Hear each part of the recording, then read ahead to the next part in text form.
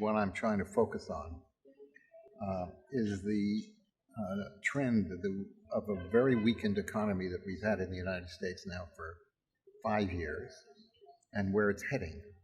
We've had an average growth rate of 2.1% for the last 5 years.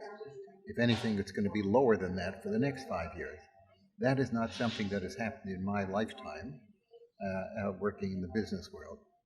There are reasons for it, and it's an issue of, I think, great national concern, and that's what I'm going to focus on. Well, the greatest challenges are on a number of levels. Number one, we have an economy in which we run deficits of large amounts, and therefore the government cannot do what the government should do, which is to make long-term investments in things like infrastructure and education, the kinds of things that help an economy grow at a much different rate than the ones we are having now. So essentially, I would say it's weak political leadership from both parties, I might add. Nobody wants to face up to what we have to do, and that's really a sad thing. I mean, there are very few presidents that we've had in the last 25 years who've been willing to face up to these issues. Although I'm a Democrat, Ronald Reagan was one of them, to everybody's astonishment.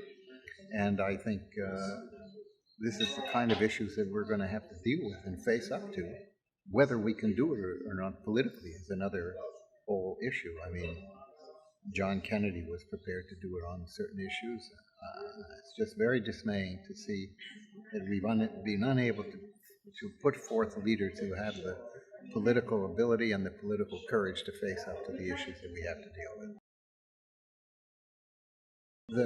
The takeaway is that we living and eating in this kind of an environment should not ignore the fundamental problems facing the economy, which may not affect the people in this room, but affect tens of millions of people around the countryside, and ultimately will affect the people in this room.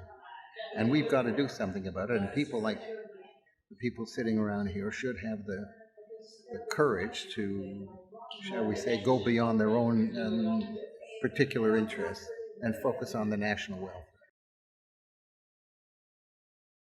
Well, what is, I hope, useful and valuable are the sessions that Gatestone and other think tanks try and organize to get people to understand what's happening in the country.